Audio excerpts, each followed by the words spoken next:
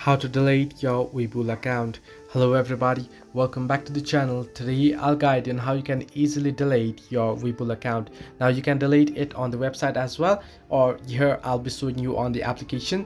Now you can get the application easily from your Play Store or App Store depending on your device, and you can simply search in for WeBull there on your Play Store or App Store and you can download it. Once you download it, open your WeBull application and make sure you're logged into your account, the account that you want to delete. Once you're logged in, you'll get an interface as you can see here on the screen right now. What you want to do is you want to tap on the menu option at the bottom right corner of your screen. You can see at the bottom watch list, markets, news, and at the bottom right you can see menu option.